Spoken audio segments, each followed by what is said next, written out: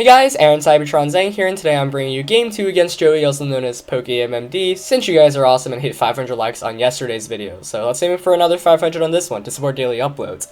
Anyway, like I said, I recently had a best 2 of 3 against Joey. He's an awesome guy, awesome battler, and a great YouTuber, one of my favorites really on YouTube, and he's really good at VGC too. We've actually had 2 sets in the past, and he won both of those 2-1, so I was kind of expecting him to really win this game going in because I knew he's a really smart opponent, and he's able to come back really from anything.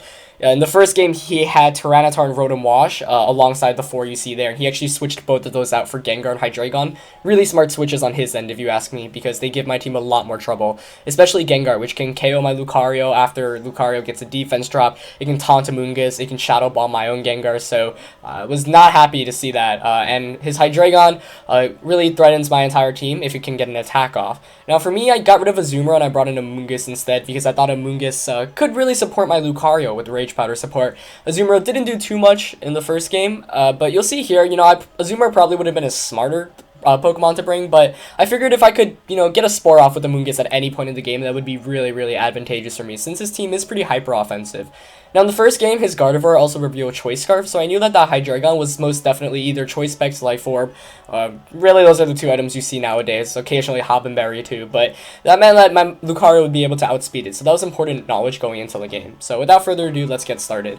Like I said, I know conserving Amoonguss is pretty important in this battle, but Amoonguss is a Pokemon that he can either one-hit KO or just kind of ignore, so I knew I could play that to my advantage. So I'm going to go Lucario and Amoonguss, which is a pretty safe lead matchup for me since Amoonguss can redirect most attacks away from him. He's going to go with Hydreigon and Pinsir. Like I said in the beginning, I know Hydreigon can't be Choice Scarfed, and I'm assuming it's Choice Spec, so I go for the Mega Evolution right away and just go for the close combat just to get as much damage off as possible as his Pinsir Mega evolves too. Now I know his Pinsir can target either my Lucario or my Amoonguss. If he targets Lucario, sure I lose Lucario, but then I'll be able to Spore him. If he targets Pinsir, then my Lucario will stay alive, so I'm perfectly fine with either option. Things play out perfectly once again on the first turn, as I do call it correctly. His Hydreigon does stay in, does not protect, assuming it is choiced, and I am able to pick up the one-hit knockout onto it, so that's really big. His Pinsir does go for a close combat, but I'm happy to see that, because it means that my Amoonguss will actually be able to get the Spore off here, as I do lose my Mega Lucario, which is a shame, because Mega Lucario actually does really well against Joey's entire team, but I felt that that was a trade-off I was willing to make. Hydreigon is a Pokemon I don't like dealing with at all, as I am able to put this Pinsir to sleep, meaning that for at least the next turn, it's guaranteed to stay asleep. After that, it's kind of dice rolls, but I'll take that any day. It's kind of why I brought Amoonguss to this matchup. I'm going to bring Gengar here since I know I have a Focus Sash and can survive any attack that his Pokemon really brings. He does bring out the Gardevoir, and I'm really happy to see that. Now here, I don't think I should have protected with the Amoonguss. I was kind of getting greedy. I knew he's Choice, so I knew I could probably actually survive a Psychic. So instead, my Gengar takes a Psychic to its face, which leads it to its Focus Sash. I definitely should have Sludge Bombed and Spored here. It was really no reason not to, since my Amoonguss can definitely take a Psychic from that Gardevoir. But I am able to knock it out with the Sludge Bomb because it is choiced, and as a result does not run very much bulk, probably not running any bulk at all, so it ends up not really mattering. I guess I could have Sludge Bombed the Pinsir and Spored the Gardevoir, but it's fine.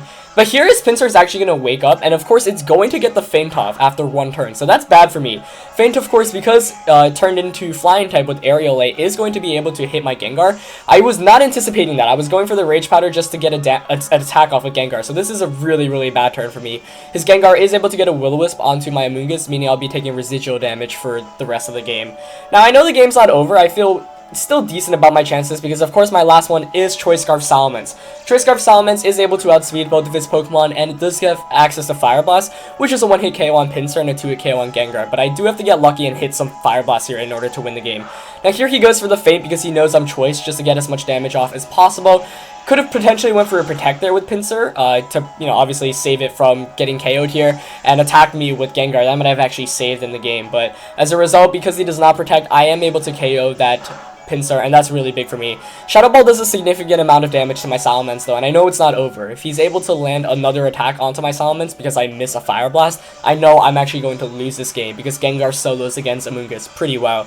And embarrassingly enough, I did not PP up Fire Blast on this Salamence, so I know the PP counter is ticking down. I used 1 up, this is going to be my second one, and I do miss it. That's really bad for me. It's exactly what Joey needs to get back into this game. Now he just needs Couple more misses, but of course I can still Rage Powder at this point to redirect any attacks away. However, if I do end up not landing the next couple Fire Blasts, I know I'm actually going to lose because I'm going to struggle with the Salamence. So, getting nervous now. Salamence is able to connect on this Fire Blast though, which is good for me. You see there, it does over 50% to Gengar, but Gengar does wake up as well, which is really, really scary. Getting a Shadow Ball off onto this Amoonguss does a hefty amount actually, enough to KO me, of course, because I am running a bold Amoonguss and one that heavily invests in defense.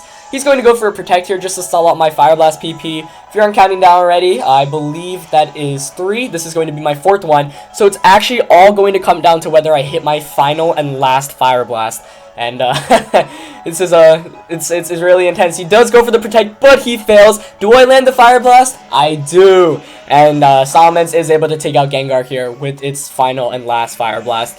Always PP up your 5 PP moves, guys. I forgot to for this Salamence because I've had it for forever. And as a result, I nearly lost. If he got that double Protect or if I missed it, it would have been game over and we would have gone to a game 3. But fortunately enough, able to land that Fire Blast. Let me know if you enjoyed that battle. Definitely check out Joey. This game was so intense and my heart was literally pounding down until the very last second and very last move. But it's really exciting. Well played by Joey like always. Check his channel out. Like, comment, subscribe, of course, if you haven't already. And I'll see you next time. Peace.